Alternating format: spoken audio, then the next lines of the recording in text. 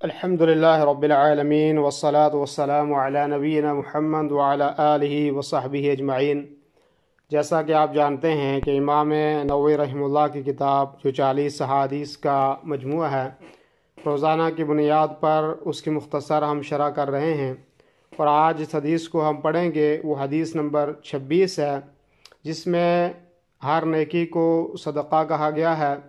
اور کچھ اقسام جو ہیں وہ بتائی گئی ہیں کہ جن کے ذریعے سے ہم نیکی کما سکتے ہیں۔ یہ حدیث بھی ایک جامع حدیث ہے۔ پہلے حدیث پڑھتے ہیں اور اس کے بعد مختصر ترجمہ اور پھر مختصر وضاحت کریں گے۔ عن ابی ہریرہ رضی اللہ عنہ قال قال رسول اللہ صلی اللہ علیہ وسلم کل سلامہ من الناس علیہ صدقۃ کل یوم تطلع فیہ الشمس قال تعدل بین الاثنین صدقہ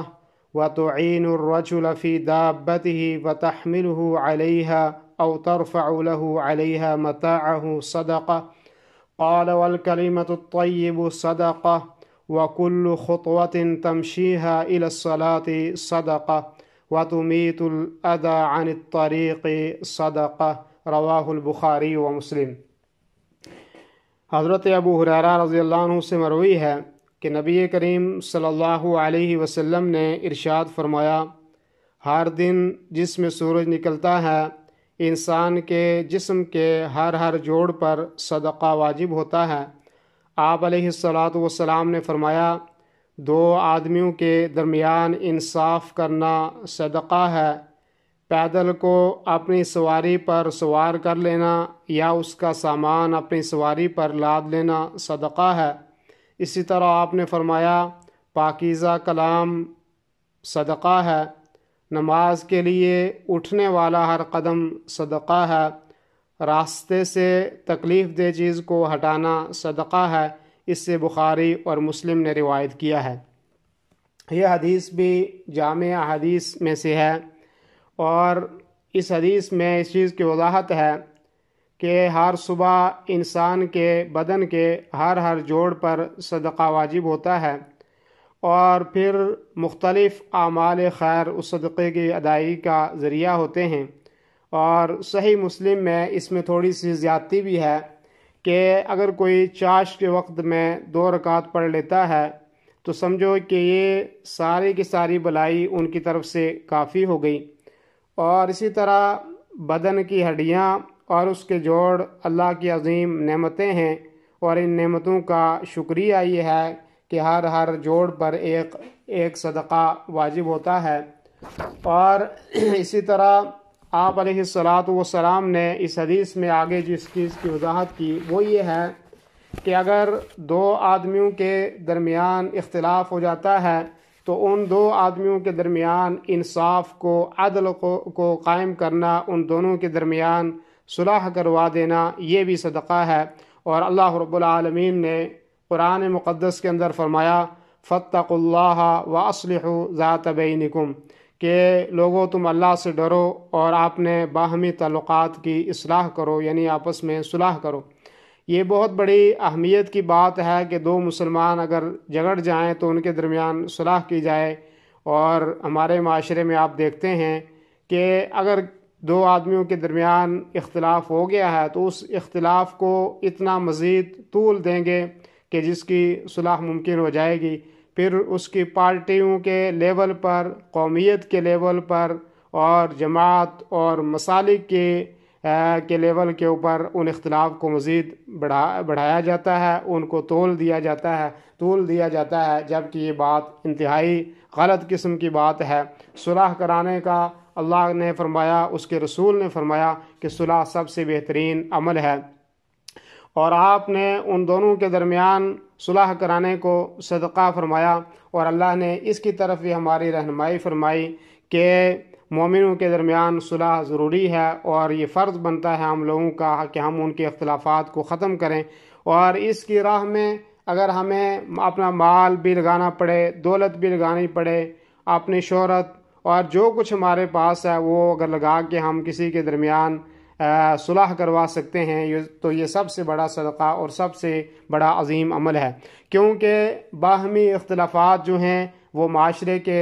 زخم ہیں، اور اگر ان پر صلح کا مرہم نہیں لگایا گیا تو وہ مزید جو ہے وہ ناسور بن جائیں گے۔ یہی وجہ ہے کہ لوگوں کے درمیان صلح کرانے کے لیے آپ علیہ الصلاۃ والسلام نے فرمایا کہ اگر جھوٹ بھی بولنا پڑے تو اس میں کوئی حرج نہیں ہے، آپ جھوٹ بول کے ان دونوں کے درمیان صلح کروا سکتے ہیں۔ مثلا اس کے پاس جائیں، وہ کہیں کہ وہ آدمی آپ کی بڑی تعریف کر رہا تھا، اور پھر اس کے پاس آئیں تو کہیں کہ وہ بڑی آپ کی تعریف کر رہا تھا، یعنی ایسی کوئی صورت بنائیں کہ جس سے ان کے درمیان صلح ہو جاتی ہے۔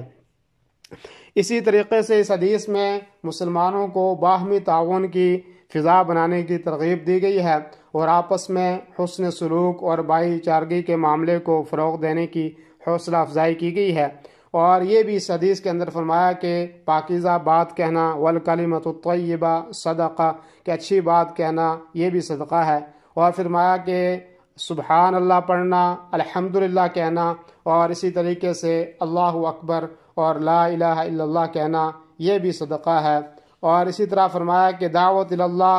اور امر بالمعروف اور نہی عن المنکر یہ بھی پاکیزہ چیزیں ہیں، اور یہ بھی ہمارے لیے صدقہ ہیں۔ ایسے ہی کہ ضرورت مندوں کی سفارش کرنا،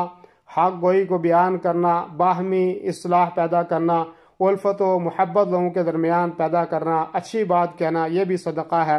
اور اسی طرح فرمایا کہ مسجد کی طرف جانا بھی صدقہ ہے، اور ہر قدم مسجد کی طرف جو اٹھنے والا ہے وہ صدقہ ہے۔ اور آپ علیہ الصلوۃ والسلام نے فرمایا کہ جو شخص صبح یا شام کو مسجد کی طرف جاتا ہے تو اللہ رب العالمین اس کے لیے اپنے پاس ضیافت یاد کرتا ہے جب جب وہ صبح اور شام مسجدوں کی طرف جاتا ہے۔ اسی طرح آپ نے فرمایا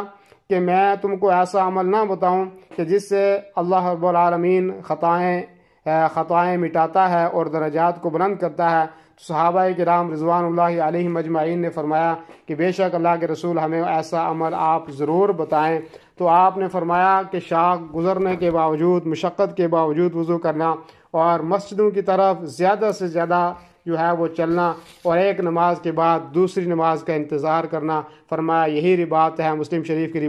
یہ روایت ہے۔ اور رباط کا مفہوم یہ ہے کہ وہ لوگ کہ جو اسلامی سرحدوں کی پہرہ داری کرتے ہیں، اور ان کو آپ کو پتہ ہے کہ ان کی بھی بہت بڑی فضیلت اور اہمیت ہے۔ اسی طرح آپ نے فرمایا کہ نماز جو ہے وہ سب سے زیادہ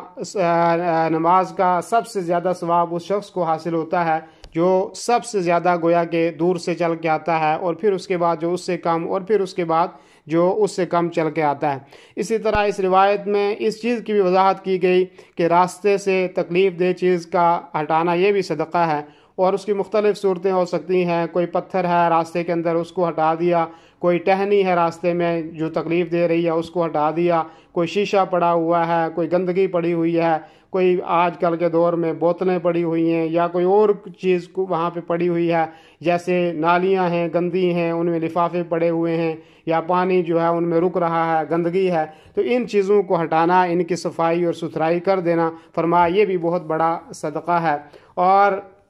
اسی طرح جیسے کہ راستے سے تکلیف دہ چیز کو ہٹانا صدقہ ہے، تو سمجھ میں یہ آتا ہے اس حدیث سے کہ اسی طرح راستے میں تکلیف دہ چیزوں کا پھینکنا یہ بھی گناہ اور جرم کے زمرے میں آتا ہے۔ اور اسلام کا یہ امتیاز ہے کہ اسلام اپنے معاشرے کو پاک اور صاف رکھنے کی اہمیت دیتا ہے، اور مسلمان بستیوں کو پاک رہنے اور مسلمان راستوں کو پاک اور صاف کرنے کی اہمیت دیتا ہے۔ اور اگر واقعتاً ہم اپنے مسلمان معاشروں میں اپنے راستوں کو، اپنے گھروں کو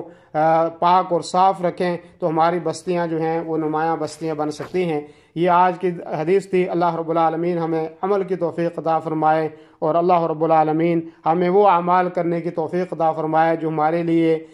صدقہ کا ذریعہ ہو، جو دنیا میں بھی ہمارے لیے نفع کا ذریعہ ہو اور آخرت میں ہمارے لیے نفع کا ذریعہ ہو۔ جزاکم اللہ خیر، وصلی اللہ وسلم علی نبی محمد وعلی آلہ وصحبہ اجمعین، والسلام علیکم ورحمۃ اللہ وبرکاتہ۔